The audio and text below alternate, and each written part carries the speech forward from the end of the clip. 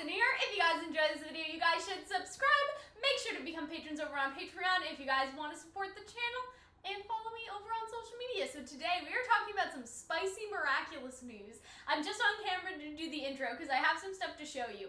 Let's talk about this first though. A bunch of episodes are releasing next week, which doesn't really surprise me because, right, like Miraculous is sort of targeted for, you know, kids and kids getting home from school sort of thing.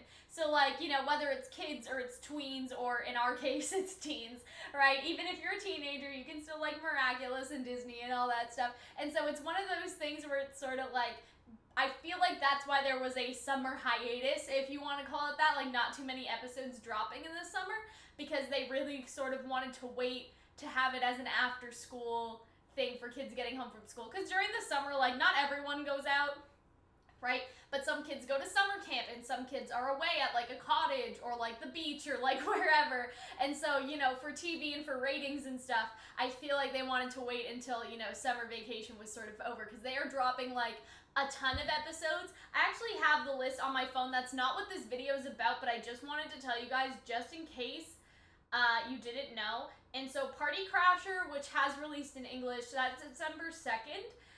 Reflect Doll is September 3rd. That's apparently when the Miraculous swap is going to happen. Puppeteer is September 4th. That's the second one, which has already released again, but this will release in English.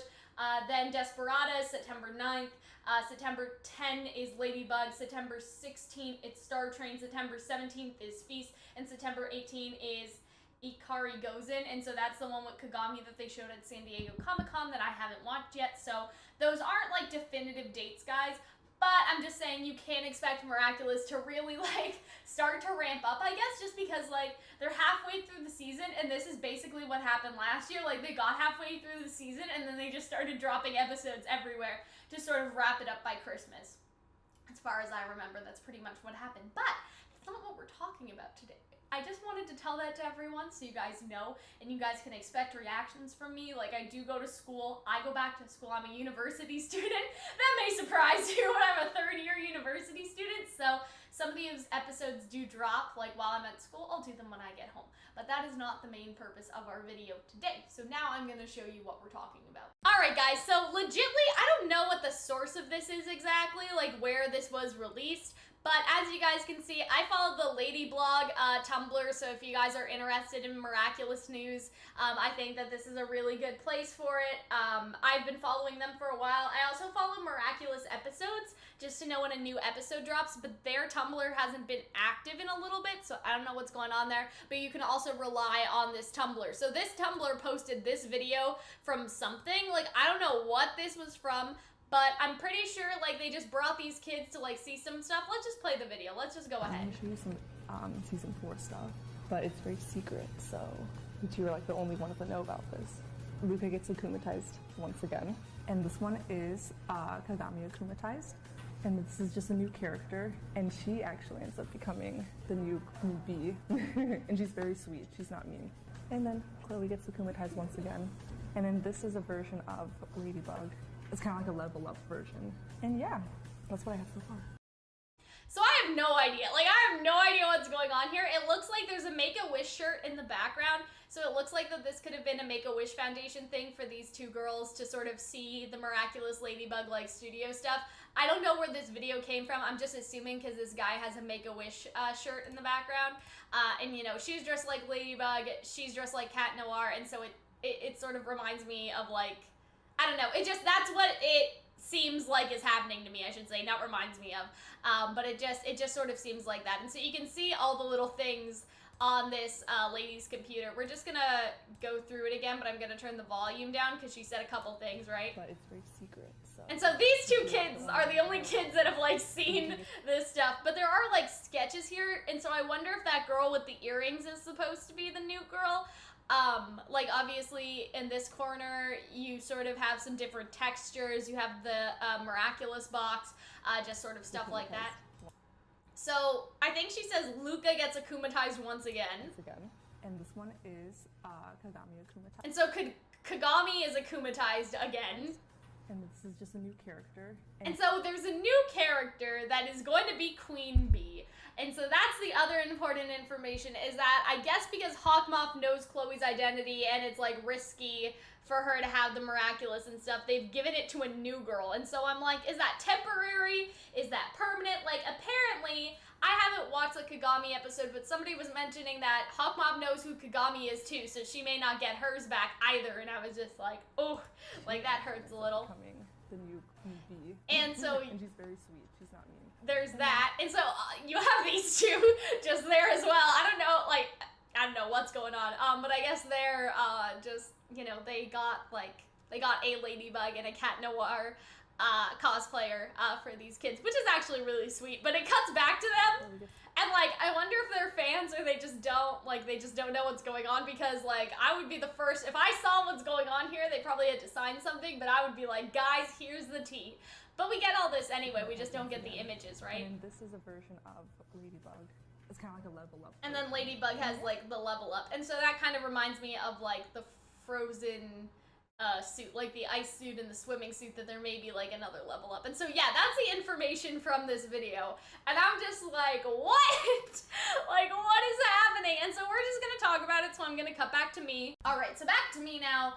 I had this theory a while ago that basically Love Eater is supposed to be Chloe's parents into like a Cerberus type thing. And, you know, as the name implies, you would think it has something to do with love and something like that. And so we sort of had this theory going that, and by we, I mean me, like, we sort of had this theory going that maybe like Cat Noir and Ladybug, their love would get eaten, like Hawkmoth would like realize that they have love for each other and try to like mess that up, sort of thing. And then on the other side of that, I also had sort of an idea, you guys should just watch that video to be honest, but I also sort of had this idea that Chloe seems to be like honing in on Adrien now, like that episode with Kagami where they tried to sabotage, like to sit with Adrien. Like Chloe is the childhood friend in like a classic anime that doesn't get the guy that always had a crush on the guy, because they are childhood friends, right? You know, if Adrien and Marinette are sort of meant to be together, it's sort of like Chloe sort of fits that stereotypical role. And so the theory was Love Eater, they were akumatized because Chloe was upset about being rejected by Adrien. And there was also that episode where sort of Chloe's mom, whose name I can't remember anymore, like she was embarrassed by Gabriel, basically. Like she got shaded by Gabriel Agreste, right? And so it was sort of one of those things where that could all sort of connect into one thing. And you know, like, how dare like Adrien like not be good enough for my daughter, like, or I guess the other way around, my daughter not be good enough for Adrien, like, and so for them to have this attitude and become Love Eater, because Adrien will probably say, hey Chloe, you know, I kind of like someone else, sorry, and so they're trying to get Adrien. Like, that was basically sort of my theory about that. And then obviously Chloe becomes Miracle Queen, and you sort of have this development from Chloe where she resists getting akumatized and it goes into Sabrina, and I always found that super interesting, and I wonder if she just won't be able to resist anymore, and that's sort of what's happening, you know, and that's why they can never give the Be Miraculous back to Chloe, because they just can't, sis, they just can't. Hawkmoth knows her identity, it's way too dangerous, her parents got akumatized, she got akumatized, like it all just went downhill. And so, you know, people are freaking out about this because it's sort of like, who's this new girl, like what is happening? Because, you know, they sort of teased Chloe being Queen Bee so much, especially just her color scheme. Like if you look from the beginning, there was clearly a plan, right? Alia has the red hair, Chloe has a sort of bee color scheme, right? Like Marinette and Adrien don't really look like Ladybug and Cat Noir, but you can tell with some of the classmates like who was supposed to be what and all that stuff. Like even like Luca's hair and Verpion or whatever, like the snake Miraculous, right? Like Kagami's sort of red gymnast outfit and her being the dragon. You understand what I mean? Like there's correlations here. So it's really surprising that they just kick Chloe to the curb.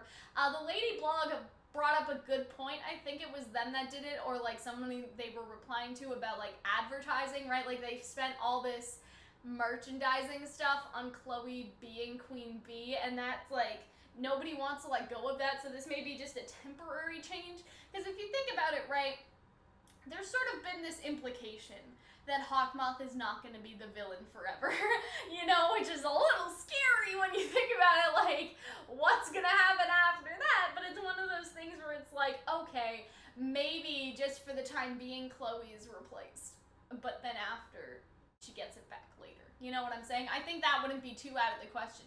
Just because even Lila, like, had the Fox Miraculous for, like, a minute, like, 5 minutes, you know what I'm saying? And she still has the Fox-esque character design and the color scheme, right? And so I don't think that Chloe will be temporarily booted, but for her current arc, it seems like she's not going to have it very long. And there's been these theories, like, going around that, like, Chloe has, like, some sort of sister or, like, cousin, like her mom like had an affair in New York, just all of these sort of things that I've been seeing, and I'm like, wow, okay, like, sure, you know?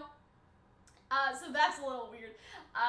But that would kind of be interesting if Chloe did have like an older sister who was out there just living her own life, and like her mom like adored her older sister when Chloe's tried so hard to please her mom. Like, that would be really sad. And also just like with Felix coming in, which is gonna be a legit episode, that's Adrian's cousin, but it's still sort of like, I don't know, the family relations dynamic of this season, just because you have Chloe and her parents, and like Marinette and her parents, and then Adrian and his dad, you know, just all of these sort of relationships sort of going on and like currently developing. You know, Marinette's parents are pretty good. I'm just bringing them up just because. But yeah, it's just sort of weird. Luca getting akumatized again, I feel like that would be fun. Kagami's been akumatized 3 times now, so she's getting into Chloe territory where I'm like, okay, like, sure, okay. So there's that. That doesn't bother me too much. But yeah, I just sort of wanted to talk about that because I think that's interesting. Like, new Queen Bee, like, what? Like, what's happening? I think if anything, again, it'll be a sort of temporary thing. It won't be permanent. I can't really tell you where the show goes. I would just suggest watching my theory about Love Eater, because that's as far as I've sort of gotten. Like, I've theorized for the end of the season and what's sort of going to happen, because I feel like love is a component of this season. It always has been in the other episodes, but I think Hawkmoth is catching on, that they have this secret love for each other they express during Oblivio, right? And so making a supervillain that will use that against them, like, I feel like that's super interesting. Like, I feel like it's gonna be spicy times, guys. I'm really excited to react to these episodes. So again, through September, at least like 4 new episodes are dropping, and a couple are dropping in English. And what I would really like to do on Monday, if you guys are watching this video on Saturday, I would really like to like do a Miraculous Monday where we stream the first half of season 3 on Netflix, because it's not on Canadian Netflix, but I have a VPN. Okay, NordVPN, come sponsor me, because I can use a VPN to get on American Netflix, watch that 3rd season, because half of the 3rd season is on Netflix. And so yeah, I just wanted to do this video for you guys. Again, I would suggest checking out my theories, because I just have a theory sense. Like, some of my theories have gotten really popular because people have realized they were right. Like, the theories were right.